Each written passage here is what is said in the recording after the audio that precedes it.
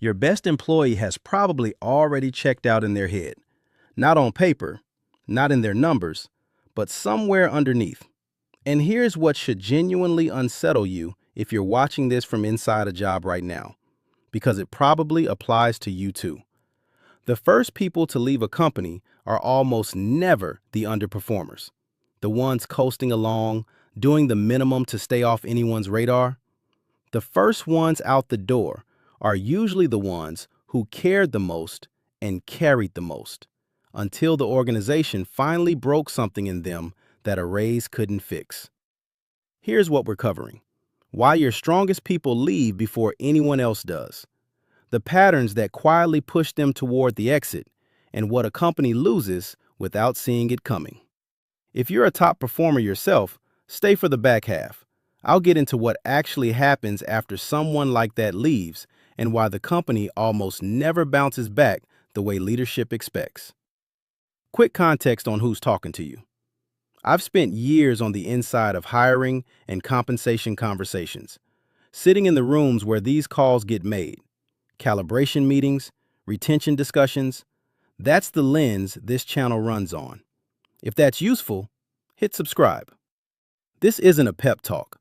This is a breakdown of a pattern that repeats constantly, and once you've seen it, you won't unsee it in your own situation. Let's kill the biggest myth first, because it's exactly why so many companies keep losing their best people while believing they're doing everything right. Most organizations assume people leave for money. It's simple, measurable, and comfortable because it implies the fix is just as simple. Workplace research has stayed fairly consistent here. Compensation matters, but among genuinely high-performing employees, it's rarely the primary driver of someone walking out. What actually drives it is closer to who they report to, what they're asked to absorb, whether their contribution gets recognized anywhere close to its scale, and whether the environment lets them keep doing the level of work they hold themselves to. The myth survives because when a top performer hands in notice, they usually cite compensation. Not because it's true, but because the real reason: I stopped trusting leadership. I watched people who did less get protected while I got loaded up, creates friction on the way out a door they've already mentally walked through. So they say money, the company adjusts a pay band, and 6 months later, the next strong performer leaves for the same reasons. Here's how a strong performer actually arrives at that decision, and it rarely matches what managers picture.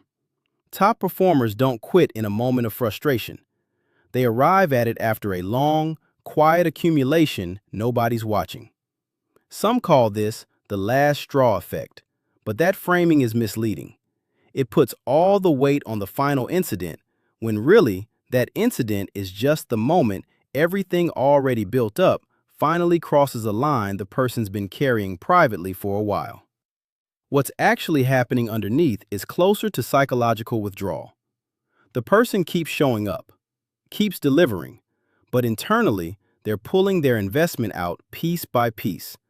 They stop raising ideas because the last few times, nothing happened with them.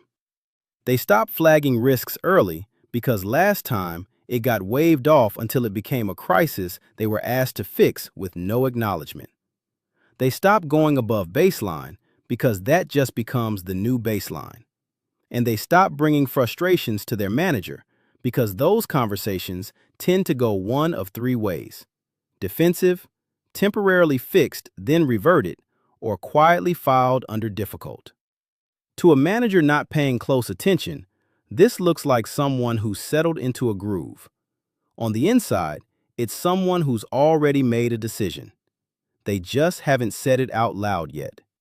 Here's what makes this so expensive, even though almost nobody's tracking it. The gap between the mental exit and the actual notice is often well over 6 months.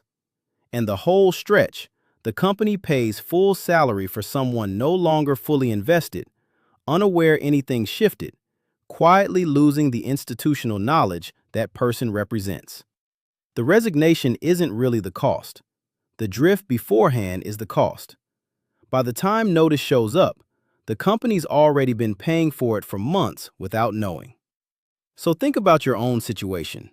Honestly, are you in the delivery phase or the drift phase right now? We'll come back to that answer before this video's done. But first, the specific patterns that push people from delivery into drift, remarkably consistent across industries. Pattern 1. The organization rewards presence over actual output, and top performers clock it fast. High performers produce disproportionate results relative to time spent. They solve things faster and see problems coming, usually without much drama. But in a culture quietly built around presence as a stand-in for commitment, the person at their desk at 7 looks committed, while the person who left at 5, because everything was already done, looks less committed, even when their output is stronger. Top performers notice the mismatch fast and quietly start recalibrating whether this environment can even see what they bring. Less about ego, closer to, if they can't see what I'm doing, what exactly is this for? Pattern 2. Underperformance gets protected and top performers get quietly handed the difference. Most companies operate on an unspoken understanding that managing out an underperformer is expensive and uncomfortable, often outside the skill set of a manager promoted for technical ability rather than people management. So the easier move is redistributing the gap toward the reliable person who will absorb it quietly. The manager solves their immediate problem. The high performer watches someone underdeliver with no real consequence while getting loaded up further with no adjustment in pay, title, or acknowledgement. This repeats because the manager knows the reliable person will absorb it again. Eventually, they draw the conclusion the organization doesn't want, that excellence here functions as a liability because it just means being the fix for problems leadership won't address. Pattern 3. Promotions go to whoever's most visible, not necessarily whoever's had the most impact. And people who were taught good work speaks for itself get passed over. A lot of high performers believe quality is self-evident, that the right people will notice without them having to make noise about it.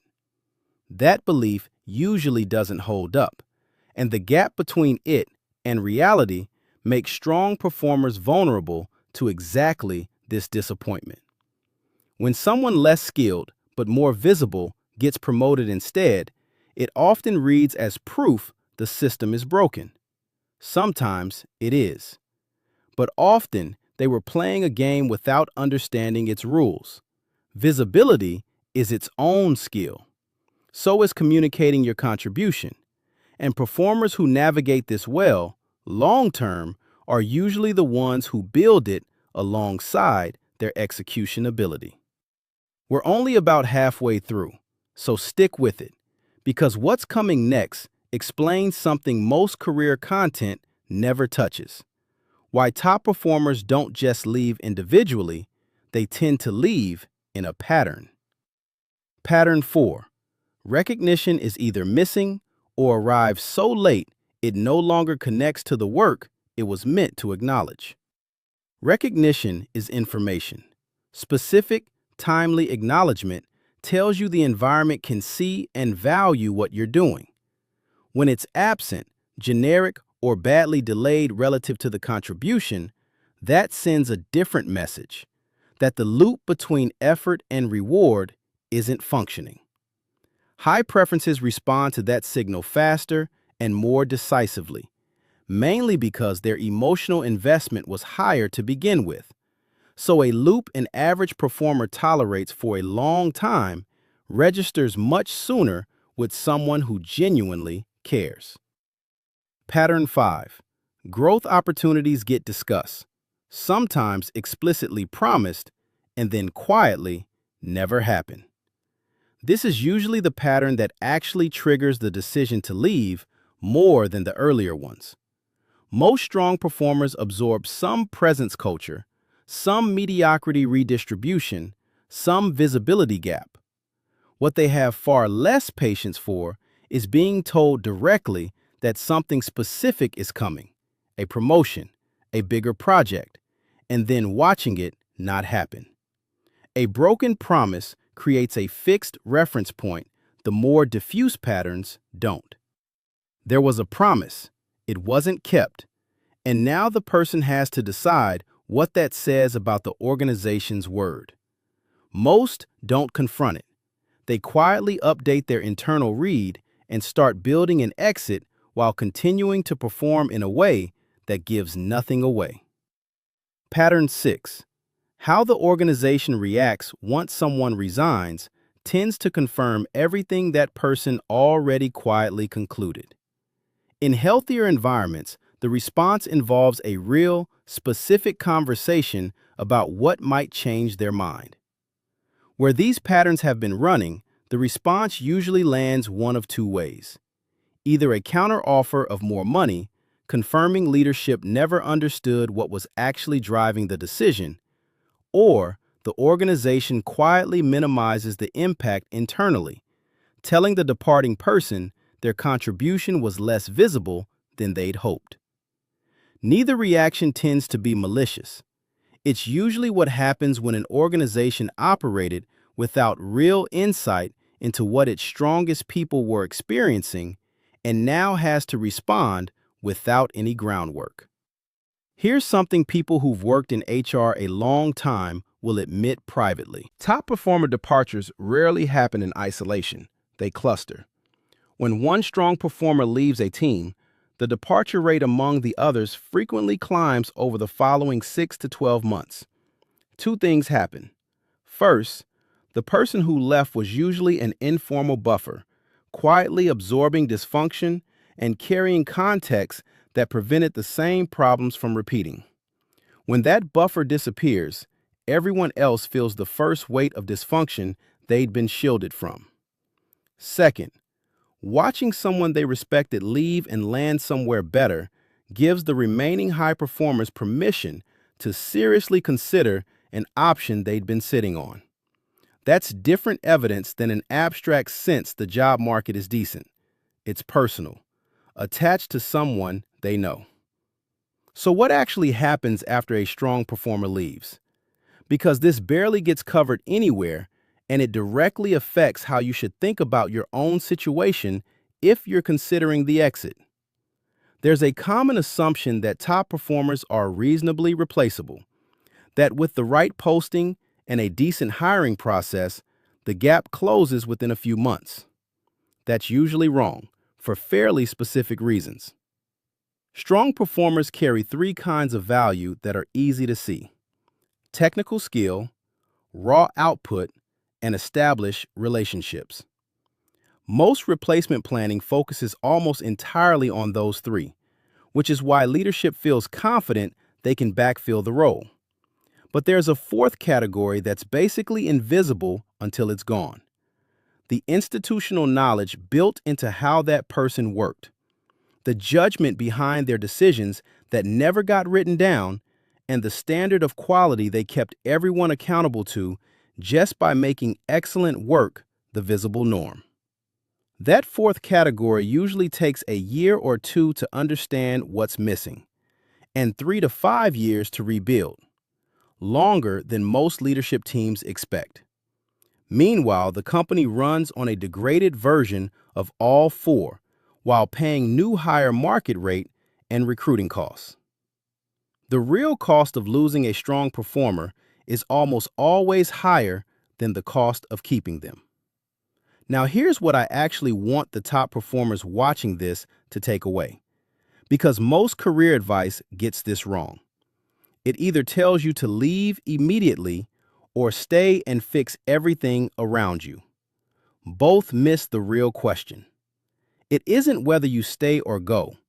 It's what you do with the next 90 days regardless, because that determines whether you leave from a position of strength or from accumulated drift that's quietly eroded how ready you are without you tracking it.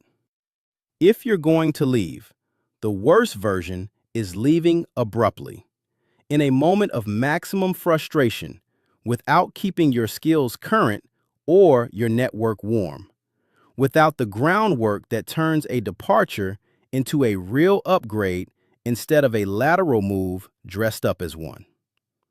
The better version is leaving with a clear read on the external market. Real conversations already had with people who know your work, and something you're moving toward, not just something you're escaping. If you're going to stay and shift the dynamic, the worst version is staying while quietly hoping something changes on its own.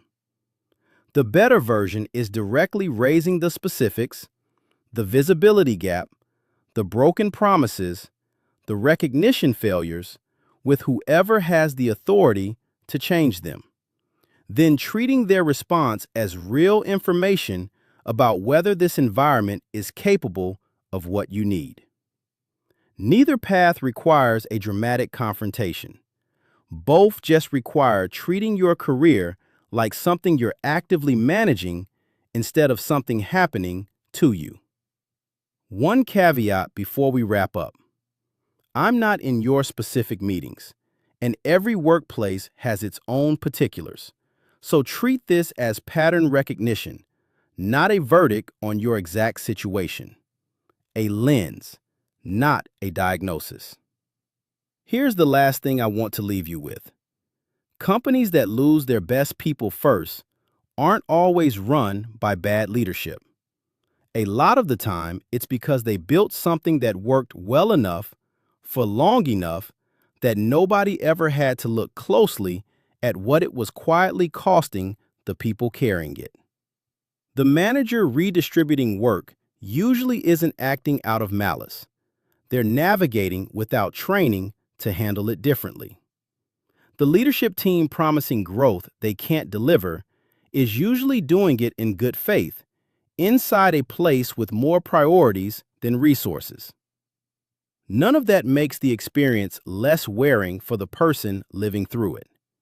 But understanding the pattern is structural, not personal, changes how you evaluate your own situation. The real question was never whether your manager is a good person. It's whether the environment is capable of giving you what you need to keep doing your best work. You're the only one with enough information to answer that honestly. And top performers quit first for exactly that reason.